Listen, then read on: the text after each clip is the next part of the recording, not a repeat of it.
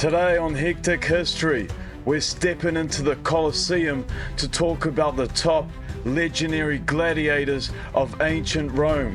These guys were like action movie stars, except they didn't need any CGI to look cool.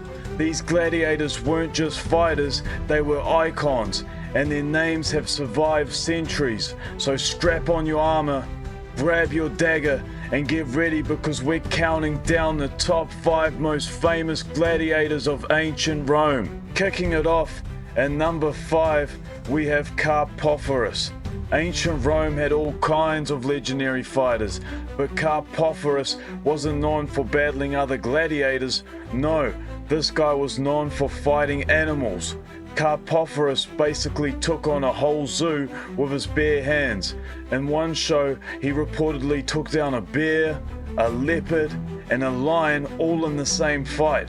Carpophorus was like the original Man vs. Wild, except the wild was actively trying to eat him. Known as the Beastmaster, he once took on a rhino using only a spear, which, if you know anything about rhinos, it's basically like taking on a truck with horns. But hey, this guy was practically fearless. Word on the Roman streets was that he even took on 20 animals in a single day.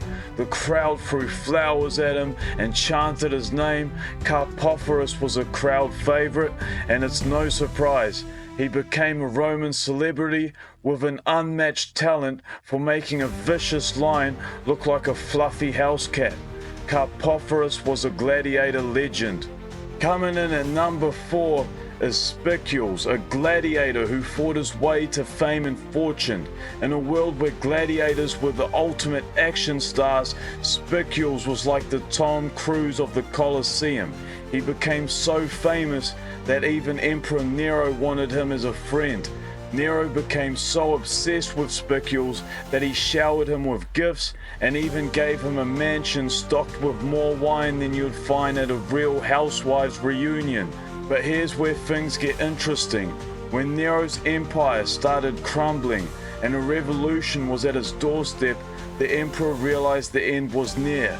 Nero wanted Spicules to be the one to end his life. Unfortunately for Nero, Spicules was nowhere to be found, so Nero took matters into his own hands. Even after Nero's dramatic fall from grace, Spicules went down in history as one of the greatest gladiators who ever lived. A man so good at fighting, he won the heart of an emperor. Storming in at number 3, we have the Undefeated Gaul, also known as Crixus. Crixus was born a free man in Gaul, but things took a dark turn when he was captured and forced into slavery by the Romans. Instead of freedom, he got a one-way ticket to gladiator school. He trained there alongside other famous fighters like Spartacus. Crixus and Spartacus became gladiator bros, and together they led one of the biggest gladiator breakouts in history. They didn't just escape, they started a full-blown slave rebellion. These gladiators went from dodging lions to dodging the entire Roman army. But while Spartacus had visions of leading the slaves to freedom, Crixus had other plans. He wanted to go full Game of Thrones on Rome. He didn't want freedom, he wanted revenge. And who could blame him? He'd been forced to fight for entertainment, so he decided it was the Romans' turn to feel some of that gladiator fury. Crixus split off with his own group of fighters to head south and take on the Roman army himself. He fought like a madman, fearless and relentless. He took down wave after wave of Roman soldiers, but eventually he and his men were outnumbered by a massive Roman force. Even when he knew the odds were against him, Crixus didn't back down. According to legend, he died fighting fiercely, showing those Romans that they'd messed with the wrong Gaul. His last stand became a rallying cry for the rebellion, and his name lived on as a symbol of defiance. Coming in hot at number 2, Flamma. Flamma was actually a former soldier originally from Syria who somehow ended up as a gladiator. His record was impressive. He fought 34 battles and won 21 of them, which in the gladiator world is pretty damn spectacular. He was so good that he earned the rudis, a wooden sword symbolizing freedom, not once, not twice, but 4 times. Basically, that meant he could have retired and lived a peaceful life away from the arena, but this guy decided to choose violence every single time. Flamma turned down freedom, and people packed the Colosseum to watch him fight, cheering his name. And in a world where life expectancy was about 25 years, he fought until the ripe old age of 30, which in gladiator years is practically ancient. Flamma's final match ended in a draw, and soon after he passed away, leaving behind a legendary legacy. A tombstone was dedicated to him with an inscription that translates to something like Flamma, gladiator of Syria who fought for freedom and chose to stay a gladiator. And the number 1 most infamous gladiator, Spartacus, the gladiator who led a rebellion. You probably know his name because Spartacus didn't just fight in the arena, he fought the whole of Rome. Originally a soldier from Thrace, Spartacus was captured and forced into slavery.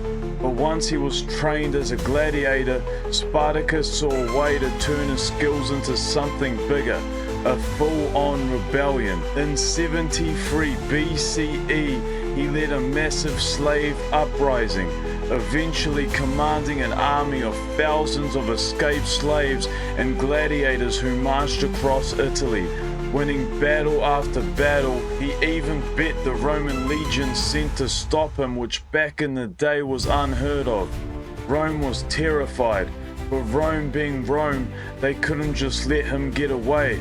They were embarrassed. Spartacus was making them look bad, and no one makes Rome look bad. So they sent a powerful general named Crixus, who was determined to crush Spartacus once and for all.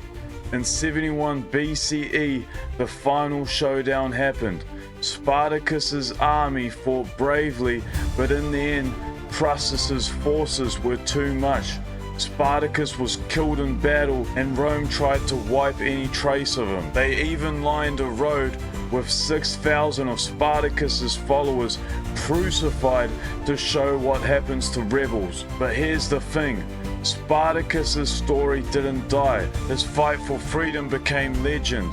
Over the centuries, he inspired countless revolutionaries and freedom fighters. He may not have won the war, but he won something way more powerful. He became a symbol of resistance against oppression and earned a place in history. And there you have it, the top 5 most famous gladiators of ancient Rome. If you enjoyed this trip to the Colosseum, be sure to stab that like button, slash that subscribe button, and slam that notification bell for more wild tales and hectic history.